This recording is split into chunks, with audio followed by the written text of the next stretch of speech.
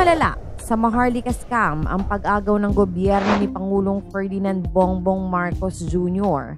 sa halos 90 billion funds ng Philippine Health Insurance Corporations o PhilHealth para gamitin umano sa mga proyekto na wala pang pondo. Ganito inilarawan ni Gabriela Party List Representative Arlene Brosas, kaya iginiit nito na imbestigahan ang bagay na ito dahil ang mga Pilipino ay inaagawan ng pondong kailangan nila sa pagpapagamot sa kanilang mga sakit.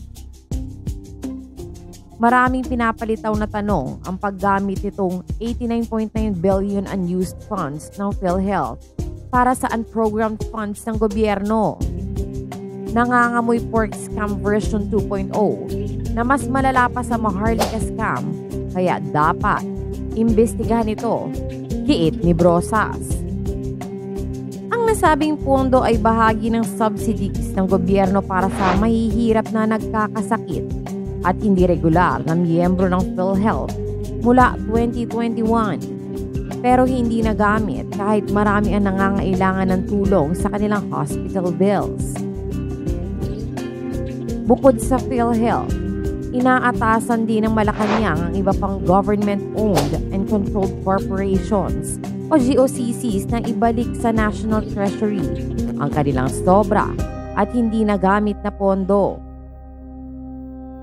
In the botched attempt to tap Social Security funds for the Maharlika Fund, the Marcos Jr. administration has now toyed with excess GOCC funds to finance questionable items under the 700 billion plus unprogrammed appropriations. Paliwanag ni Brosas.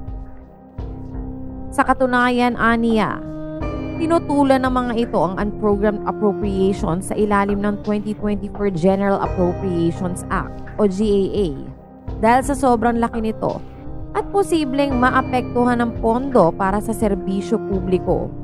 Subalit, itinuloy pa rin aniya ng Kongreso. It's clear that this maneuver has been in the works for a long time. Dagdag pa ng mambabatas dahil sa ilalim aniya ng 2024 national budget, sadyang siningitan ito ng probisyon na maaaring kunin ang sobrang pondo ng GOCC para magkaroon ng pondo ang mga proyektong nakalista sa unprogrammed appropriations. The People's Health Funds are clearly being siphoned off. This is a great injustice to the Filipino people, especially the poor and unmarginalized who were forced to rely heavily on PhilHealth for their healthcare needs. Dagdag pa ni Brosas na kaya maghahain na aniya ng mga ito ng resolusyon para sa formal na investigasyon.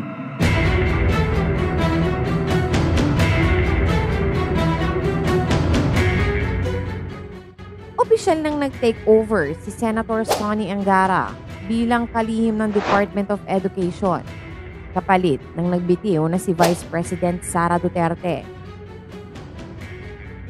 Sa simpleng turnover ceremony sa DepEd Complex sa Pasig City, ipinasa na ng Vice Presidente ang DepEd seal at flag kay Angara na simbolo ng transition of leadership sa kagawaran. Agad namang nagpasalamat ang senador na ngayon ay ika-37 kalihim ng DepEd sa Vice Presidente kasabay ng pangakong gagawin ang lahat para maiangat ang education system sa bansa. Sinabi ni Angara na buong pagpapakumbaba niyang tinatanggap ang katungkulan bilang tugon sa tiwala at hamon ng Pangulo na pag-ibayuhin ang mga programa na magsusulong sa mataas na kalidad ng karunungan para sa ating mga mag-aaral. Binigyang pagkilala rin ni Angara si Vice President Sara at ang iba pang outgoing officials ng kagawaran na sa loob ng 2 taon ay naging sandigan ng mga mag-aaral at guro sa panahon ng mga suliranin. Samantala, ayon kay Senate President Francis Cheese Escudero, July 19, nakatakdang magbitiw sa pagiging senador si Angara dahil ito ang pagsisimula ng kanyang panunungkulan sa DepEd. Welcome pa rin naman aniya si Angara na dumalo sa pagbubukas ng third regular session ng 19th Congress sa Lunes.